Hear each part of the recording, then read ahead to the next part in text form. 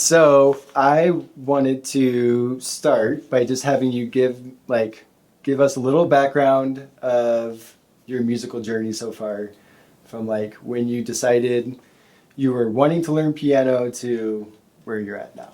Okay. Is that Cool. okay? Does Yeah. that work? All right. I think I had always wanted to do something in music, whether that be piano or singing or something. And I was always one of those people that was bitter at my parents for not putting me in it when I was a kid. And then I think just as I was getting a little bit older, I hit 18 and I was like, why am I not doing something about it myself? So that's when I kind of decided I should take lessons of some sort, and I think piano always spoke to me the most out of any musical instrument. So I started from scratch. You did my very first lesson ever, and just kind of worked my way through our program here. Now I guess you'd say early intermediate, and teaching a little bit as well. Yeah, that's Awesome. where I'm at. What would you say you were hoping for when you started taking piano lessons? I love music, and I feel like I never had the ability to back up creativity with knowledge, and being able to like sit down at a piano and make things, I think was my biggest thing. Yeah.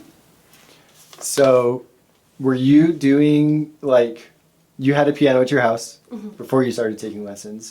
Were you already trying to figure stuff out, play things before? I would do things by ear, but so simple, like Yeah.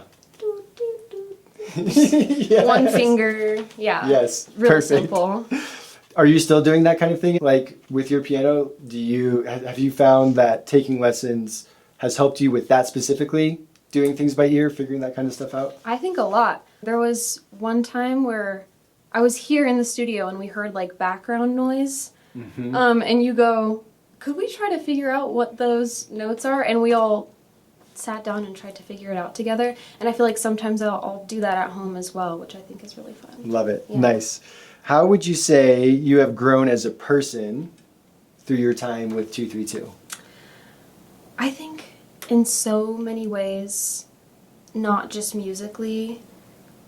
I feel like I've learned like more empathy and compassion just because I've gone through like the challenges of learning something new and seeing my peers learn something new, and I think it just kind of gives you a whole sense of empathy, which is pretty crazy because it's music, but it is like being able to connect with others in a very different way. Yeah. As well. Yeah. Yeah, I've definitely seen that empathy too as you transitioned and done more of the teaching side of things.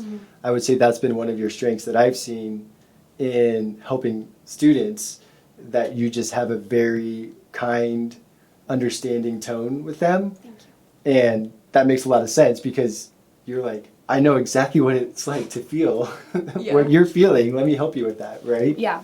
What gives you joy about music? I think music is so wild because it's like the one universal thing that everyone can like. I've never met someone who is like, I don't like music. So I think music just connects people, and it's so crazy what music can do to you emotionally, and not just in like a joyous way, but getting you through things, and helping you connect with others. And then like you get into the lyrical aspects of things, and just the way people express themselves with it is so, I just think it's so amazing. And then you get into like the whole non-lyrical aspect of it, and it's just crazy that you can feel so much emotion through music. How do you feel supported as a musician, and I would say as a teacher at 232?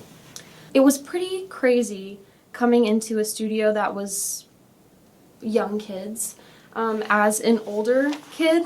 And I think from the get-go, I never felt judged for not only being like, just coming in with no experience at all and not being a kid who has no experience at all, but an adult who is coming in with no knowledge at all. I've never felt judged, and I've always felt just kindness from everyone around me and warmth in such an unexpected way.